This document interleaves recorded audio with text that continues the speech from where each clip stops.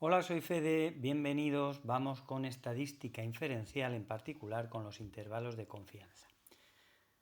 La parte de estadística que hemos estudiado hasta ahora es la estadística descriptiva. Lo recordáis que la podemos definir como la descripción numérica de conjuntos numerosos, a través de tablas de frecuencias, de cálculo de parámetros, sobre todo la media, la mediana, la varianza. Lo que vamos a estudiar ahora es otra parte de la estadística que se llama inferencia estadística, que se ocupa de deducir o de establecer conclusiones acerca de una característica de una determinada población a partir de los datos obtenidos en una muestra. Lo que pretendemos es un conocimiento más exacto de la característica global de la población, sabiendo que no será posible con total exactitud, puesto que nos estamos basando en los datos obtenidos a través de una muestra. Por eso hablaremos de con un cierto nivel de confianza, con una probabilidad de, sabiendo siempre que no vamos a tener una certeza absoluta. Empezamos definiendo lo que es una población, que es el conjunto de individuos sobre los que se quiere realizar un estudio estadístico. El tamaño de la población se suele representar con la letra N mayúscula. De esa población podemos tomar un subconjunto representativo que, extraído de esa población, es el que nos va a permitir hacer el estudio estadístico de manera más concreta. Su tamaño se suele representar con N minúscula. Las técnicas de muestreo son las técnicas de selección de la muestra y hay diferentes maneras de elegir la muestra para que sea lo más representativa posible de la población, lo más representativa y lo más objetiva, ¿de acuerdo? Para evitar sesgos, para evitar errores que impliquen que la deducción o la conclusión que hagamos pues no sea la correcta. Podemos hacer el muestreo a través de un muestreo aleatorio simple, en el que todos los elementos son igualmente probables. Un muestreo aleatorio sistemático, que consiste en hacer una lista con todos los elementos de la población y dependiendo del tamaño de la muestra que queramos, pues vamos dando saltos de longitud k en esa lista que hemos hecho, donde la amplitud de ese salto viene dada por el tamaño de la población partido por el tamaño de la muestra que queramos hacer. Muestreo aleatorio estratificado, que consiste en dividir la población en subpoblaciones homogéneas, bien por edad, bien por estrato social, y en cada uno de ellos se toman muestras aleatorias simples, ¿vale? Y por último, también otra técnica de muestreo que se suele utilizar, aunque algo menos, es el muestreo aleatorio por conglomerados, que consiste en dividir la población en diferentes conjuntos o conglomerados y extraer alguno de ellos al azar, alguno de estos conglomerados sobre los que se va a hacer la muestra que corresponda. En nuestros ejercicios lo habitual es que el muestreo ya esté hecho y la muestra y el tamaño de la muestra ya nos lo den, o bien tengamos los elementos necesarios para establecer cuál es el tamaño de esa muestra. Bien, vamos con alguna anotación que sabemos o que vamos a necesitar y que vamos a trabajar con ellos. Hablaremos de parámetros cuando nos estemos refiriendo a elementos o a valores de la población.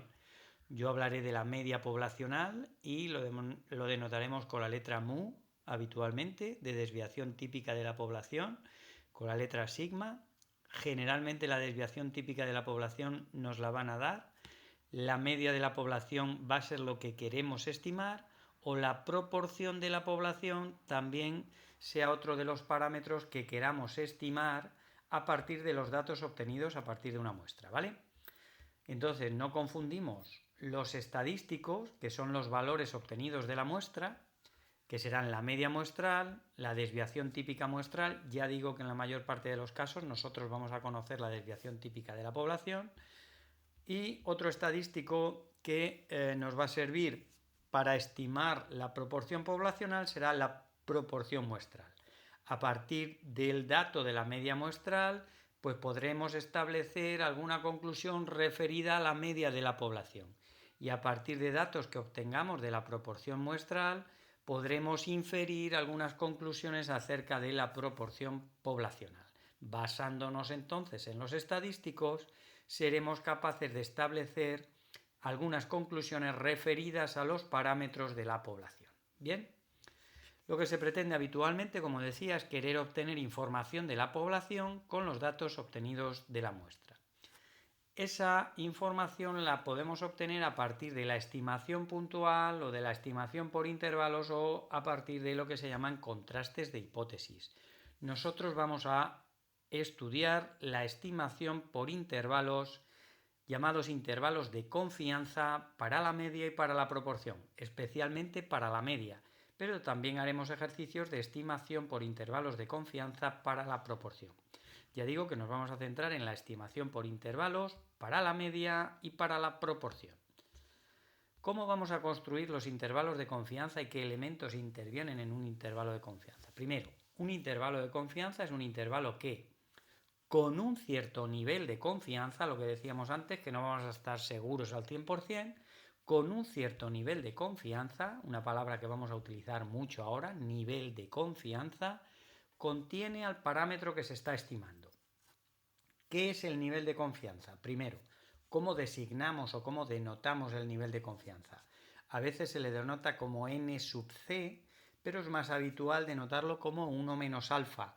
Indica que en el 1 menos alfa por 100% de los intervalos de confianza contiene al parámetro poblacional que se está estimando. Por ejemplo, si yo tengo un nivel de confianza del 95%, me indica que en el 95% de los intervalos de confianza que yo hiciera, en esos intervalos de confianza, el parámetro que estoy estimando estaría incluido en esos intervalos de confianza. En el 95% de los casos, el parámetro de la población pertenecería al intervalo de confianza que acabamos de generar según lo que establezcamos a continuación. ¿De acuerdo? Muy importante entonces el nivel de confianza. El nivel de confianza que puede ser del 90%, del 95%, del 97%. Este dato generalmente nos lo dan en el enunciado del ejercicio o a veces con otra serie de datos que me permitan calcular el nivel de confianza será lo que nos pidan. ¿De acuerdo? Intervalo de confianza es el intervalo que querremos calcular con un cierto nivel de confianza. Y a veces el nivel de confianza no me lo dan directamente, me dan el nivel de significación o de riesgo. De forma que si a mí me dicen con un nivel de significación del 3%, me están diciendo que el alfa vale 3, pues me estarán diciendo que el nivel de confianza valdrá 1 menos 3, es decir, 97. 1 menos alfa sería 0,97, ¿de acuerdo?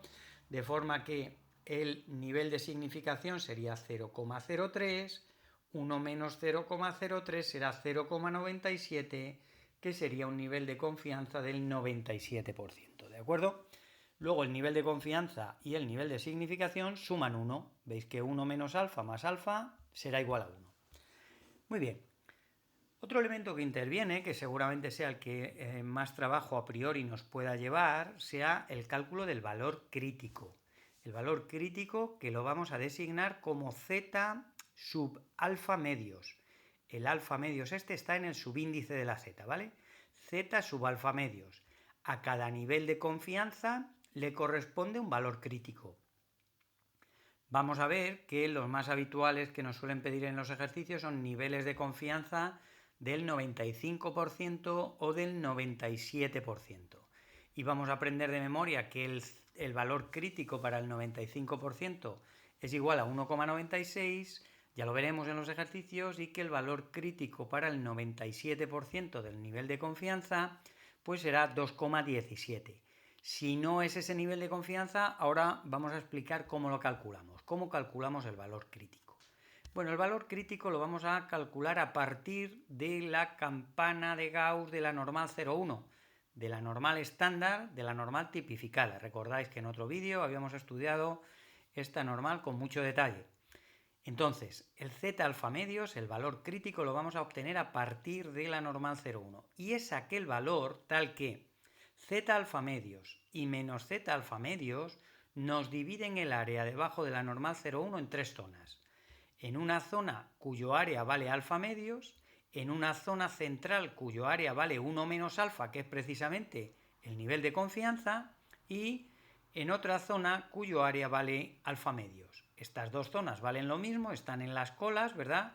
y este área será un área central que coincide con el valor del nivel de confianza. De forma que si me dicen un nivel de confianza del 95%, 1 menos alfa será igual a 0,95, luego el área central tendrá que valer 0,95, ¿de acuerdo? Vamos a ver el ejemplo. Me dan un nivel de confianza del 95%, luego 1 menos alfa será igual a 0,95. Veis que hemos dividido aquí el área para calcular el z alfa medios, que como os adelantaba sale 1,96. Hemos dividido aquí el área encerrada debajo de la curva de la normal 0,1, estoy siempre con la normal 0,1, en tres partes. Esta cola que queda a la izquierda, esta cola que queda a la derecha y el valor central. El valor central que tiene que coincidir con el nivel de confianza. Este área tiene que medir exactamente 0,95. ¿Cómo sé yo cuál es este valor crítico? El z sub alfa medios. Pues voy a calcularlo. Como sé que esto tiene que valer 0,95 y sé que el área encerrada debajo de la curva vale 1, pues entre esta cola que queda en blanco y esta cola que queda aquí debajo en blanco deberán sumar 0,05. Por simetría de la campana de Gauss, si entre estos dos suman 0,5, pues cada uno de ellos valdrá la mitad. Es decir, que esta cola tiene un área de 0,025 y esta cola tiene un área de 0,025. ¿Cómo calculo yo entonces este z alfa medios? Pues este z alfa medios, como sabemos que la tabla de la distribución normal 0,1 me da el valor que queda debajo correspondiente a un k positivo, que es este que yo quiero calcular, para su izquierda, veis que ¿qué área deja este valor a su izquierda? Pues deja 0,95, que es el nivel de confianza, más esta cola que hay aquí. Y esta cola que hay aquí es 0,025. Luego yo buscaré en la tabla aquel valor cuya área que queda a su izquierda será ¿cuánto? Será 0,975. Yo busco un valor tal que el área que queda a su izquierda sea de 0,95 más 0,025, 0,975. Luego tengo que buscar por aquí cuál es el valor que corresponde a un área de 0,975. Aquí lo tengo. Aquí lo tengo bien localizado, que el 1,9 y las centésimas 0,06, es decir, que el 1,96 deja un área a su izquierda de 0,975, que es lo que quiero. Por tanto, este será el valor crítico. Luego, el valor crítico correspondiente al nivel de confianza del 95% es igual a 1,96. ¿Se entiende bien? Es un valor tal que me lo divide en tres zonas. La zona central coincide con el nivel de confianza. Esta zona es igual que esta zona. Luego buscaré aquel que me quede a la izquierda exactamente el valor de la zona central, que es el nivel de confianza, más la mitad del resto, que es una de las colas correspondientes al valor que queda a la izquierda. ¿Vale? Ya digo que suele salir con mucha frecuencia un nivel de confianza del 0,95, con lo cual directamente podemos poner que es 1,96 el valor crítico correspondiente. Si no es este que es conocido, lo hacemos exactamente con el mismo procedimiento que yo he hecho, lo dibujamos, lo vemos, lo entendemos y sale perfectamente el valor crítico.